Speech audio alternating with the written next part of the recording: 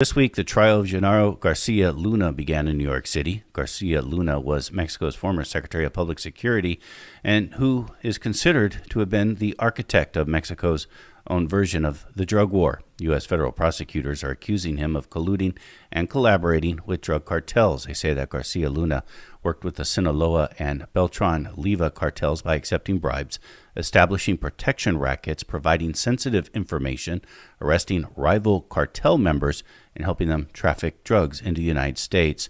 Today we return to the history of drug trafficking, the drug war, and how the United States and Mexico are firmly attached at the hip in this history. My guest for this is Benjamin T. Smith. Benjamin Smith is a professor of Latin American history at the University of Warwick. He's the author of a number of books, including his latest called The Dope, The Real History of the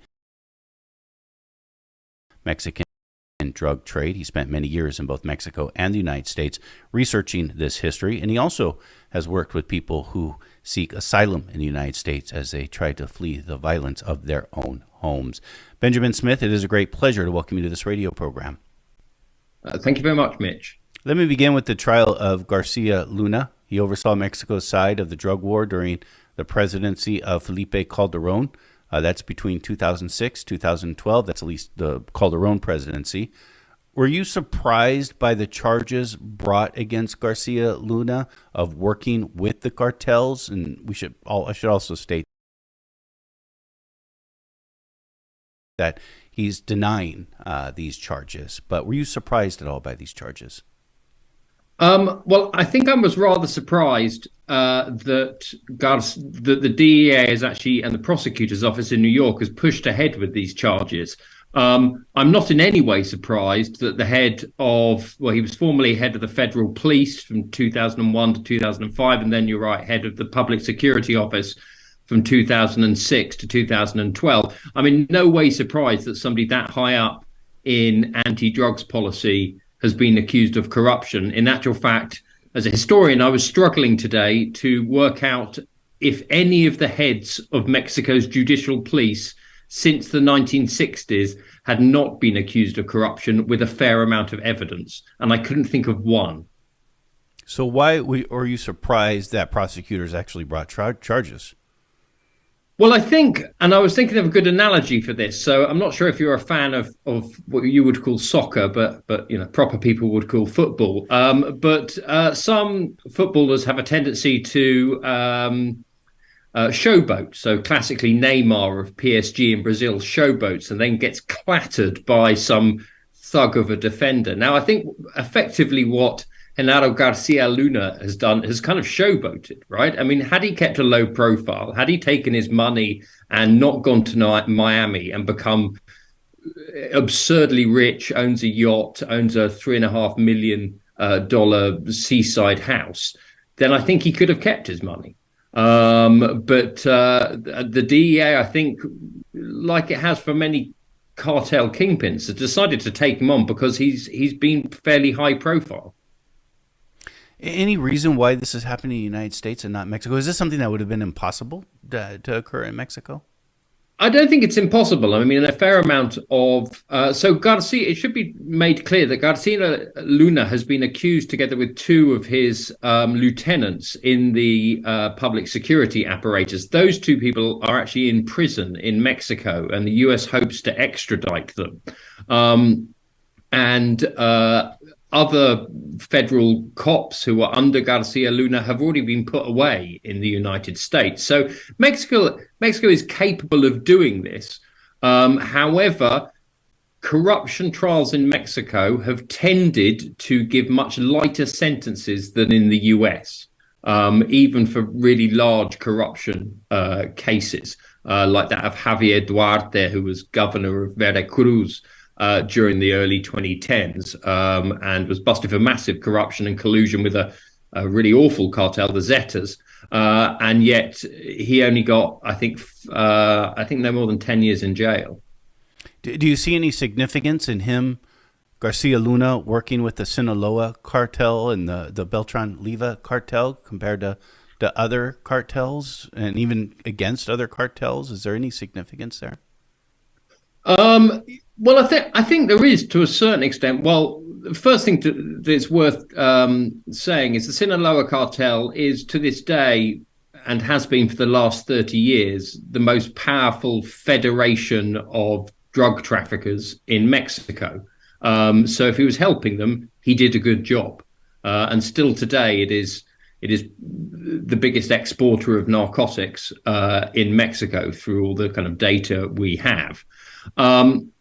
During the time he was head of public security, there was a much vaunted war on drugs where the federal government, for which he worked, sent tens of thousands of military and cops into the Mexican hinterlands to track down drug traffickers and track down fields of opium and marijuana. Now, during that period, hundreds and thousands of drug traffickers were arrested. I think about 70,000 in total. Now, NPR did a fascinating investigation into this in 2010, and they found out that well over 40% of those who had been arrested were from the Gulf and Zetas cartels, i.e. the opposition to the Sinaloa cartel, and only 12% of those arrested came from the Sinaloa cartel. So it looks in a way that these arrests were made quite deliberately to punish the Sinaloa cartel's rivals. And this accusation that the head of public security was basically backing the Sinaloa cartel would kind of explain that. Is it the Sinaloa cartel and the Zeta cartels that are the two big rivals? I know this is a complicated story, but is that one way? So during kind of 2000 to 2010, there were about 5 or 6 major cartels. The two big ones were the Sinaloa cartel, and which basically ran the northwest of Mexico, and the Gulf cartel and its kind of armed group called the Zetas that ran the east part of Mexico.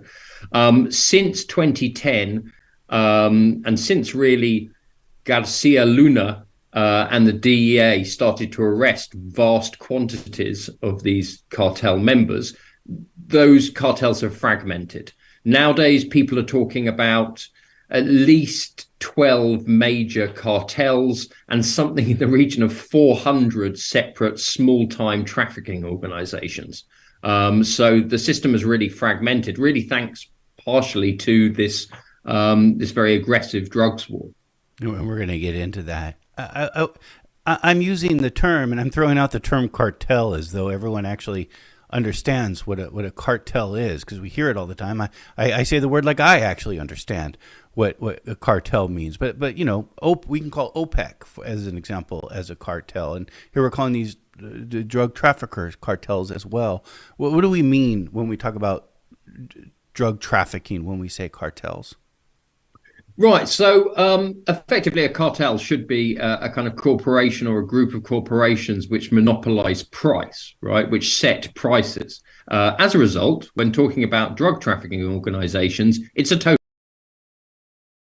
misnomer, because drug trafficking, in actual fact, is massively competitive and they try to undercut each other the entire time. So they are not cartels. But kind of 2 or 3 decades, it's become a kind of de facto shorthand to describe what is much more complex than a cartel. I mean, these are huge commercial enterprises involving, hundreds of different nodes at every level of the drug trafficking industry. They're certainly not hierarchically organized cartels with kingpins at the top, giving out orders and rubbing their stomachs while their lieutenants do the work for them. That's not how the drug trade is organized. And finally, another question on the trial of Garcia Luna before we dive into this history behind all of this. And he's well connected. I mean, he was the architect of Mexico's drug war. He served under Felipe Calderon. He was the head police officer before that. He's been in contact and knows people, I suspect, in the FBI, the DEA, CIA. Can this trial lead to some even bigger stories than what this one is? And is this a danger possibly. To those who are in power? It should also be remembered this trial happens 4 years after the trial of allegedly Garcia Luna's paymaster, Chapo Guzman. And during that trial, accusations were made that have not been backed up since then, that Chapo was also paying off two presidents, one Peña Nieto, who ruled from 2012 to 2018, and even there were accusations made in the courtroom, at least, that he was paying off AMLO, the current president of Mexico. So it is possible that similar accusations will come out about people higher up the food chain, and there are very few people higher up the food chain than Garcia Luna. Benjamin Smith, you begin your book, again, which is called The Dope, The Real History of the Mexican Drug Trade, in 1908. That's where you begin your history. This is with the arrest of Jose de Moral. What's significant about the early 1900s in understanding this history of the drug trade with Mexico and the United States? Certainly. So Mexico is kind of essential now for a multitude of different drugs, right? From methamphetamine to fentanyl, a lot of these kind of non-organic drugs that are made from precursors. But it started off principally as being a place where marijuana was grown and was used by a very small subset of the Mexican population, mostly soldiers and prisoners who were stuck in either barracks or prisons, couldn't get access to alcohol, and so got high. And during the late 19th, early 20th century, as basically the amount of prisoners and the amount of soldiers increased, so did the use of marijuana. I suppose there is some debate, but in my book, I argue that during the Mexican Revolution, which occurred from 1910 to 1920, there was a kind of big expansion of marijuana use. It effectively became the kind of go-to medicine for your average Mexican revolutionary soldier, often used as a kind of pain relief in the same way that opiates were used in Europe during World War I. And marijuana was brought to Mexico by the Spanish. It was also, you write, used by more indigenous communities as a medicine, and that it's with this arrest in 1908 in Mexico City of Jose de Moral that suddenly a big outcry against the drug begins. And then you write that it was the outcry which was more significant than actually the drug itself. Yeah, certainly. I mean, one thing that I really want to bring over in the book is that, yes, there is a drug trade in Mexico. There's been a drug trade for the last 100 years. It obviously got worse as soon as America banned drugs in 1914 with the Harrison Act. However, the thing that's really shaped Mexico, perhaps more than the drug trade itself and the vast amount of money that it now generates, is the war on drugs and the panics which inspire the war on drugs. And 1908 was really the first kind of moral panic over drugs. Everyone thought that this guy Moral was feeding marijuana, to their kids, their children at school, to their wayward, young husband or whatever. So there's a big kind of moral panic and an attempt to kind of crack down on this supposed huge network of drug sellers, which in reality, as I said, was really limited to selling to a few prisoners and a few barracks around Mexico City. So all these drug wars tend to be preceded by big moral panics over drugs. And this is a dynamic that would exist, as you say, ever since. And interestingly, when we think of the history of the drug trade in Mexico and the United States, it's the United States who is always the heavy user of drugs and where the demand is, never Mexico itself. Yeah, so it's another thing. I mean, this is something that I think we've yet to still really understand entirely, but the United States, as we do know, has been since the 1960s the world's greatest user of drugs. So during the 1990s, it took about 70% of the world's cocaine. By the late 1970s, I think 40% of high school children were trying marijuana relatively regularly. So it has a pretty high use of drugs. Now, in comparison, in Mexico, there's been virtually no use of hard drugs until the last 15 or so years. So things like cocaine, heroin, methamphetamine have been barely used. In the 1970s, the Americans were trying to persuade the Mexicans to clamp down on heroin production. And so they did a massive, I think they interviewed somewhere around 20,000 people, and they tried to find one single Mexican heroin addict, and they couldn't, right? So Mexico has an incredibly low propensity for drugs. Now, a question we could ask is why? Is this some kind of agreement between drug traffickers and the state, i.e. the Mexican state asked the traffickers to export drugs and not sell them in Mexico?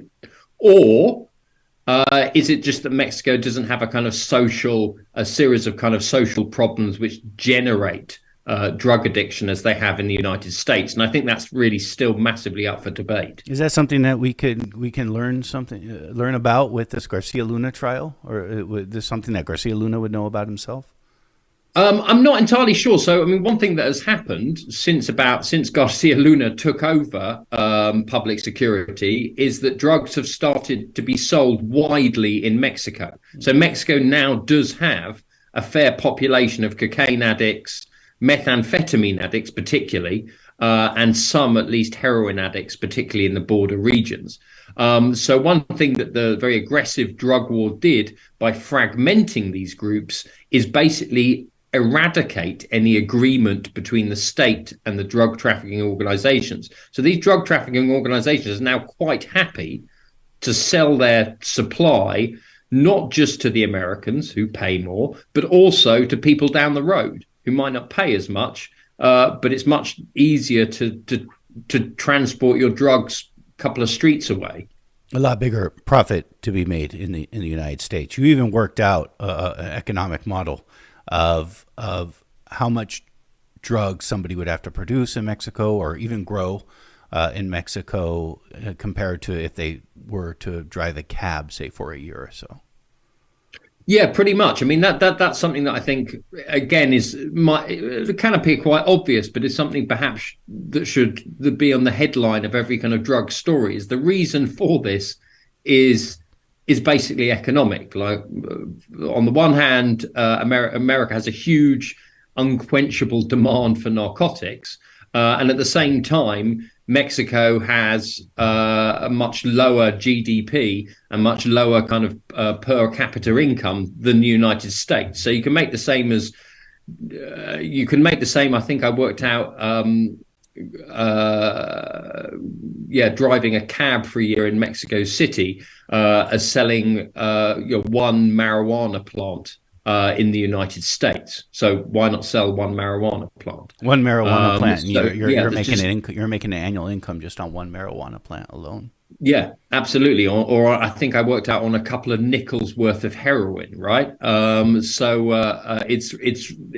incentives are just enormous. And the other thing that I think is important to point out is the war on drugs itself further increases those incentives. So let's say the DEA captures 10 tons of cocaine in one of its huge, well-publicized busts. Now, all that effectively does is increase the street value of cocaine, which in turn incentivizes a load of more Mexicans to get involved in the trade because they know the profits are going to be greater. So every time the drug war is won, in actual fact, it's lost because the price of cocaine or heroin or marijuana goes up and more people are incentivized to get involved in the trade. So the drug war itself makes it more risky, I imagine, to be involved in the business, but that risk then increases prices, which of course increases profits. So it's a cyclical cycle. It's a cycle that is occurring. Yeah, absolutely. It's a cycle that the drug war simply makes worse. It simply accelerates. When does that begin? So Mexico has had, I mean, as the first example you gave in this first kind of moral panic about marijuana in 1908 seems to indicate, Mexico's had moral panics and crackdowns on drugs really from as I say, the early 20th century onwards. But it really starts escalating post 1970. During the 1960s, America has got kind of addicted to marijuana, most of which has come from Mexico. And during the early 70s, a lot of Vietnam vets return addicted to heroin, which again starts to come from Mexico. As a result of that, Nixon particularly starts a very aggressive drug war and focuses it on Mexico. And basically forces Mexico to clamp down on both marijuana and heroin production in the countryside. And by the 1970s, the US is helping Mexico send about 10,000 troops into the countryside, spray drug crops with various kind of Agent Orange-like substances, and generally kind of crack and arrest loads of kingpins. So kind of what we see in the 2000s was preceded in the 1970s. Nixon was first doing this 50 odd years ago. So I'm just beating a dead horse here, but I think this is a really important point. It is the drug war itself that has helped spread drug trafficking, it sounds like, or at least the what we would witness today and what we're experiencing today, what we're reading about today. Yeah, certainly. I mean, I think the assumption is that drug trafficking is by its very nature violent. It's not. It's simply a commercial exercise, right? It's you grow something, you process it, you then sell it to somebody who then crosses the border with it, right? It's essentially just a commercial enterprise of exchanging products or exchanging products for money. That's not intrinsically violent. Where it gets violent is when pressure is put upon it. And at that point, traffickers either fight back against the police, or most normally, the police try to turn some of the traffickers into informers. And what that does is basically destroy the bonds of trust between drug traffickers and turn them against one another. So what you see and what is coming out in this Garcia Luna trial at the moment is basically you can see that what are presented as kind of fights between cartels and fights between kingpins are very deliberately manufactured by the Mexican and the US authorities. Because if you have Chapo, for example, the Sinaloa cartel, taking on the Beltran Leyva cartel, then each snitch on each other, each give each other's major people up. Right. So in actual fact, a violent cartel confrontation is fantastic for the DEA and fantastic for the Mexican police, because each cartel is basically snitching on one another. So they get loads of high profile kingpins they arrest, their budgets increase, they get more arms, they get clapped on the back, people do well out of it, people get promotions. Depressingly, yeah, the bloodshed of Mexico in the last 20 or so years has been pretty good for a lot of policemen's jobs. This is Letters and Politics, and we are in conversation with Benjamin Smith. Benjamin Smith is a professor of Latin American history at the University of Warwick, and we are talking about his book called The Dope, The Real History of the Mexican Trade. Benjamin Smith, you spent many years researching this history, including going into the archives both in Mexico and the United States. How did you get to this story about the role that informants played in causing more conflict with within the cartels and between the cartels? Well, I think kind of there were two ways in. One was talking to DEA agents who talked about how they attempted to dismantle cartels, and they were fairly upfront about it. I mean, cartels are fairly closed off, all cartels or drug trafficking organizations, I should rather say. They're closed off. They mostly comprise family members and friends. How do you enter one of those? How do you take down one of those operations? Because drug trafficking isn't like a normal crime. It's not like assault or robbery. There's no victim. You don't have a heroin addict going into a police station saying, oh, I don't think this heroin's very good, or I think I purchased this for far too much, or something like that. So it's basically, it's an industry that you don't have a victim, or you don't have a direct victim. And as a result, you basically have to infiltrate these very closed organizations. And what the DEA has learned to do Well, initially, what the DEA did for most of the 70s and 80s was something called buy and bust. It would go to the lowest rung on the drug chain and it would buy an ounce of heroin and then it would bust the person for it. Right? The vast majority of DEA arrests in the 70s and 80s were really, really small time. However, by the late 1980s, there was increasing pressure on the DEA to go after what are now known as kingpins, the big fish, not just the small fry. So they start to make heavy use of informants in order to basically disrupt these large drug trafficking organizations. And what this actually does is, as I say, destroy the bonds of trust. And all these drug traffickers think that their friends, their family members are snitching on each other, and these drug trafficking organizations fragment. And that's what you've seen in Colombia, and that's what you've seen in Mexico, is the kind of fragmentation of these drug trafficking organizations into multiple kind of warring bands. And the scale of violence was unheard of before the 1970s, maybe even before 2000. We'll get to more of a specific timeline here, but especially before the 1970s. Yeah, so pre-1960, there was almost, I mean, I struggle, I can think of about two or three, and I say massacres, but two or three kind of major shootouts involving drug trafficking in the 50 years preceding 1960, right? I mean, there was virtually no violence connected to the drug trade. It was only when occasionally fairly large players were mistakenly arrested that violence ensued. Starting in the 1970s, yes, violence does increase. But it's far off the scale of what happened since 2000. I mean, although having said that, currently there is a Truth and Reconciliation Commission looking into Mexico's Cold War, basically Cold War murders, basically dirty war. So the state killed rather a lot of left-wing students and left-wing guerrillas. People reckon 1,000 and 5,000. Now, according to my estimates, I think about the same were killed during the drug wars of the 1970s.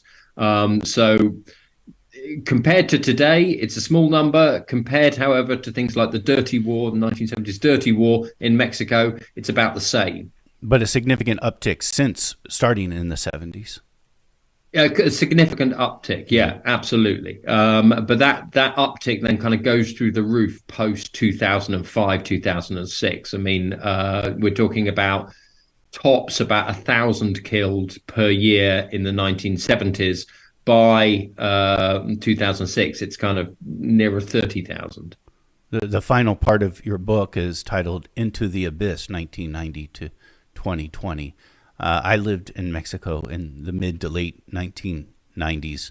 I was young and maybe not as aware as I should have been, a bit idealistic, but I traveled a lot through the country, and I never felt to be in danger at the time. And so what I have seen happen in the last 20 plus years since has been remarkable and really scary. Yeah, absolutely. I mean, I think to a certain extent, I was also traveling, I suspect, at a similar time as yourself, and also felt extremely safe. And there were whole sections of Mexico, 9/10 of Mexico, which were extremely safe, much safer, I suspect, than most of the United States. Actually, the murder rate was somewhat similar to that of the United States during that period. However, it is important to remember that during the 1990s, 1993, there's a massive shootout at Guadalajara Airport, which kills a Catholic cardinal, as long as some other bystanders. There's a shootout at a nightclub that kills about a dozen people. The presidential candidate, a guy called Colosio, is murdered allegedly by people connected to the Arellano Felix cartel. So there is drug violence happening. And what you also see happening... And all those are related to drug violence? It's just not political violence? Or one and the same? Or maybe they're connected? So, I mean, for example, the murder of the presidential candidate Colosio in 1994, there are multiple different theories. In actual fact, I went through three huge files of different theories. And this is just a small anecdote, but I found out that a very famous drug trafficker called Amado Carrillo Fuentes, also known as the Lord of the Skies, actually drunkenly phoned up a radio program, I'm sure not as esteemed as your own, and gave his own theories why Colosio had been killed. So there are multiple theories. Some of them are political. Some of them are to do with the drug trade. Others are to do with political protection of the drug trade or the drug traffickers' protection of certain politicians, a kind of mixture of the two. I'm not sure we'll ever really get to the bottom of that particular killing. But yeah, there are drug killings. I mean, I talked recently to the head of the FBI who was working in El Paso during the late 1990s.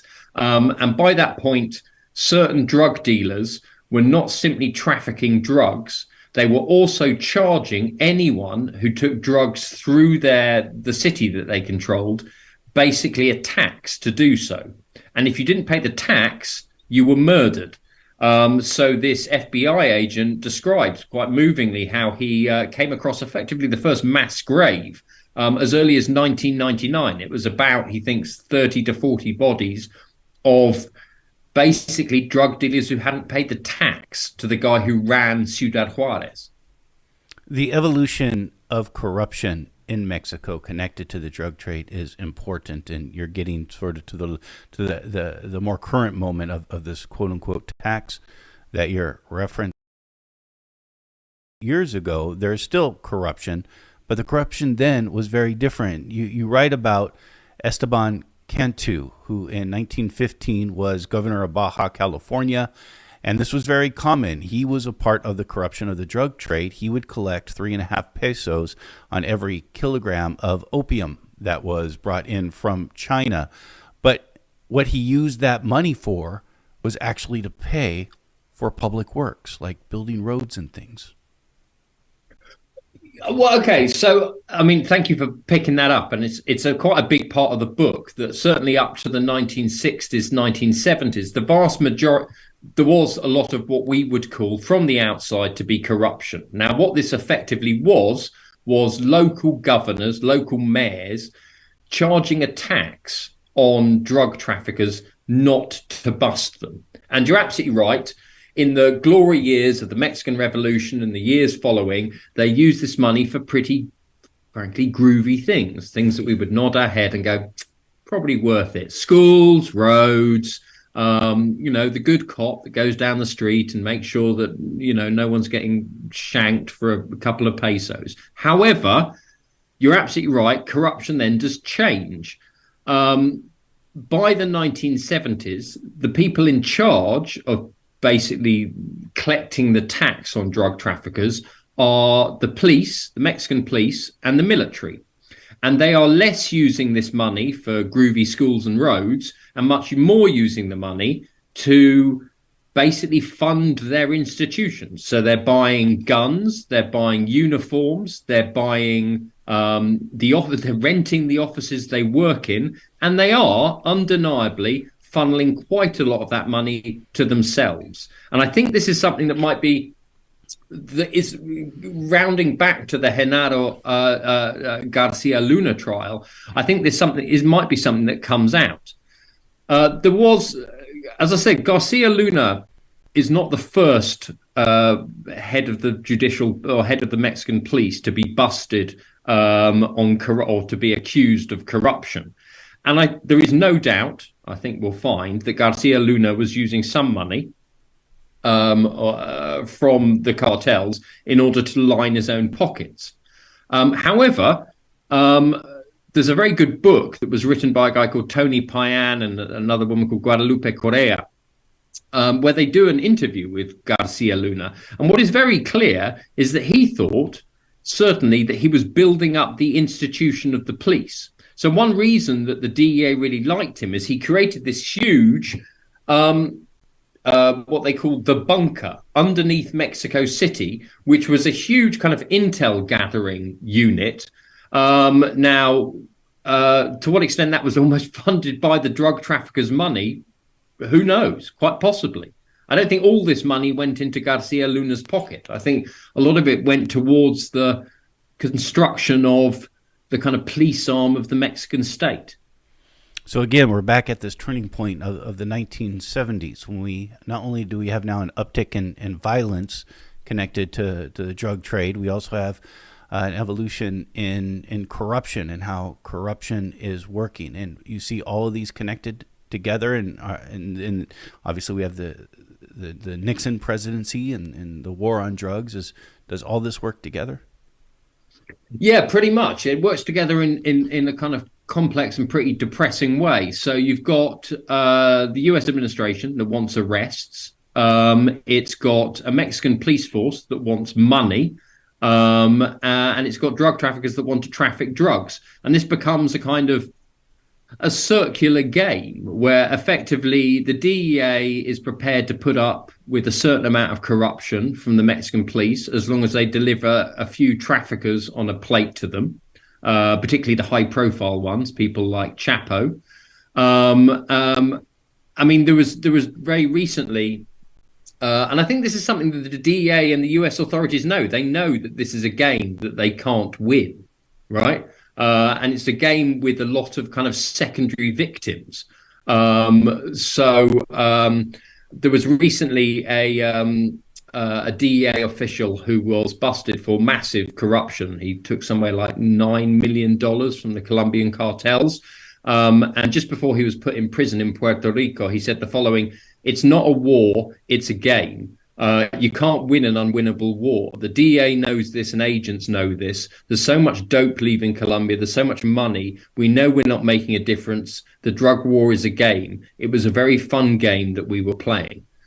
Right? So effectively, that's what it is. But as I say, it has loads of secondary victims. One, it has the victims who are the victims of overdoses in the United States, right? Because this is not really about eradicating. If you wanted to stop people dying of fentanyl overdoses, you'd set up harm reduction programs, right? That would solve it. It has solved it in lots of other countries, okay? For much less money than you pay to the DEA or the military for their kind of supply side anti-drug policies.